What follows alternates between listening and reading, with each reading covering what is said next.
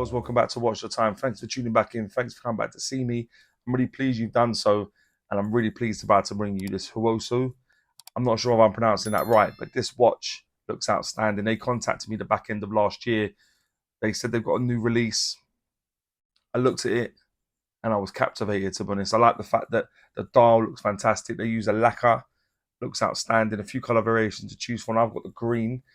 Inside, they've got an SW200, I kid you not. So the Swiss and the Chinese have come together to make something that looks truly beautiful, to be honest. I've had it in for review for a while now. I feel like I'm quite well placed to give you a good overview of the watch. On first impressions, look good. Does it meet that? Does it surpass it? It's not a cheap watch, I grant you. But when you think of what it looks like, the SW200, it's inevitable that it's going to be a little bit more pricey. Is it worth it though? I guess there's no time like the present to find out. So we'll do it together. So it's about that time to get the camera turned around and get on with it. Hi guys, so this is the watch. As you'd have seen previously, this is what the watch looks like. Really, really stunning piece. I've really, really enjoyed my time with it, to be honest. Put that to the side quickly. This is the packaging. You'd have seen it in my watch haul video. It comes with an outer cardboard box in a sort of leatherette sort of material with a just 1 second, guys. Let me just take that out. I'm trying not to knock my camera because this box is actually very substantial. Let me do that. And then you'll see inside, you've just got bits and pieces, hang tag, warranty card that wasn't signed, which is unfortunate. But yeah, HuaSuo. I don't know if I'm pronouncing that right. I'll leave some information up actually, of some details they sent me to do with the lacquer dial, for instance, which I'll show you again now. So let me just zoom back in because I had to zoom out quite a bit just to fit the watch in, the watch box, excuse me. So yeah, this is the watch. So I'll bring some information up, as I said, in relation to the dial, the process and stuff and everything else. This is what they said to me. It's not going to be, some of it might be a tad confusing, obviously, because you got to forgive them a little bit. English isn't their first language. So yeah, but that's generally what it all amounts to. The HuaSuo, this is the HS002-1. Inside it's running, I kid you not, I said it in my watch haul video, it's a SW200 movement. This is a Highbeat Swiss movement that they're using inside. I'll bring the information up next to me in regards to the movement, but I was really blown away when they said that's the movement they were using. They've obviously done some decorative stuff to the rotor themselves, but the SW200, this is the sort of movement that appears in lots of Christopher Ward watches and stuff. So this movement is a very, very good movement. Christopher Ward is a brand that I really, really like. The fact this company is using the same movement as them speaks volumes, to be honest. See a nice Highbeat Swiss movement inside. That alone is going to get you very interested, isn't it? So there we are. The construction of the watch. So aside from the crystal on the front and back and the strap, it's all 316L stainless steel. So brushing on the top, transition to polishing at the sides of the case, the crown, the outer part of the exhibition case back, all 316L stainless steel, and also the pin buckle clasp, which is actually done pretty well, to be honest with you. And HuaSuo is also written on there. Nice finishing brush with polished faceted edge going through there as well. The case thickness of the watch is 11.2 millimeters. The case diameter, I normally measure from the 8 to 2 o'clock position. It was coming at 38.1 millimeters. And when you go from the 9 to the 3, including that crown, it was coming at 40.9 millimeters. The lug width on this is 20, and the lug to lug, tip to tip of the watch, the length, if you like, is coming at 46.9 millimeters. So a little bit longer than we might have expected, but generally, I think that is really good proportions there, guys. I think you'll agree. The bezel is a fixed high polished bezel. The crown is a push-pull crown. Yeah, nicely sized. There we are. The case back, I've already showed you, is an exhibition case back. It's a sapphire crystal. It's screwed down. It's got 4 screws, as you can see. There's other information highlighting some of the stuff that we're going to go through generally. But yeah, screwed down case back. The strap, as I mentioned in my watch haul video as well, is exceptionally comfortable, guys. I have to give credit where it's due. Quick release, but yeah, very, very comfortable. sort of reminiscent to the sort of straps you get from Vario, and Vario straps are very, very nice. So there we go, pin buckle clasp, as I've already mentioned as well. I think I mentioned it's got quick release on there. If I didn't, there it has.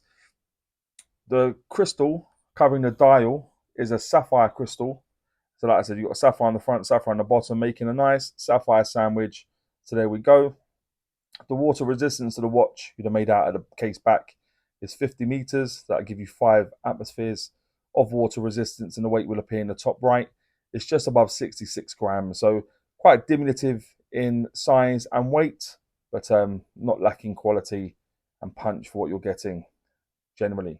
So there we are. But let's have a look at the dial in just a bit more detail. So unfortunately, guys, with this watch, there's no minute track. So when I set the time, I had to wait for either it to be 5, 10 past, so on, just because I wanted to get it very, very accurate. Inside that, you got printed numerals 1 to 12. I'm not sure why they've done it in such a way where it goes upside down, especially where then the 6 looks like a 9. You know what I mean? Would like to have seen them just do that in the usual sort of way, but that's what they've done. Generally, you've got the lacquer green dial. It's got such different sort of colours going on to the blacks and the golds. Looks really, really nice. You've got HuaSuo just below the 12 o'clock position, and you've got some Chinese writing just above the 6. You've got Swiss movement written either side of the 6. But you've got the hands are high polished. In fact, let me just take the crown out very quickly and put it to a bit more of a suitable place. I normally go sort of just past there so you can still see everything. But yeah, high polished hands. You'd have also seen a hack when I took it out just then. I'll bring the loom up. The loom isn't anything to really write home about, guys, to be honest. Not amazing, not bad either, I wouldn't say. But yeah, given it's a dressy piece, that's not really what you're buying a watch for, really. It's the loom. So there you are.